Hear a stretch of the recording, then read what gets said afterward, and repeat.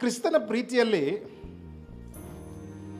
ಹೆಂಗೆ ಒಬ್ಬ ವ್ಯಕ್ತಿ ನೆಲೆಗೊಂಡಿರುವುದು? ಹೆಂಗೆ ನಾವು ಯಾವ ಭೂಮಿಯಲ್ಲಿ ನೆಟ್ಟಿದ್ದೇವೆ ಅದು ನಿರ್ಧರಿಸುತ್ತೆ ನಾವು ಬೆಳಿತೇವ, ನಾವು ಬೆಳೆಯಲ್ಲ.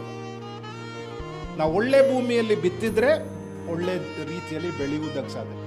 ನಾನು ಕ್ರಿಸ್ತನಲ್ಲಿ ನಂಬಿಕಸ್ತನಾಗಿ ದೇವರ ಪ್ರೀತಿಯಲ್ಲಿ ನೆಟ್ಟಲ್ಪಟ್ಟಿದ್ದೇನೆ. ಸುಂದರವಾದಂತಹ ಭೂಮಿ ಯಾವುದು ಅಂದರೆ ದೇವರ ಪ್ರೀತಿ.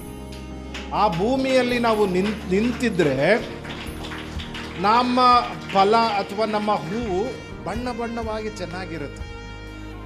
ನೀನು ನಂಬಿಕೆಯಿಂದ ಆತನ ನಂತರ ಹೋಗುವಾಗ, ನಂಬಿಕೆಯಿಂದ ಪರಿಶುದ್ಧಾತ್ಮನೆ ಬಲಪಡಿಸು, ನಂಬಿಕೆಯಿಂದ ದೇವರ ಸನ್ನಿಧಾನಕ್ಕೆ ಹೋಗುವಾಗ ಆತನ ಸನ್ನಿಧಾನ ಅನುಭವ ಆದಾಗ ನಿನಗೆ ಪ್ರೀತಿ ಅನುಭವ ಆಗುತ್ತೆ. ಪ್ರೀತಿ ಅನುಭವ ಆದಾಗ ಏನಾಗುತ್ತೆ, ನೀನು ಬೇರು.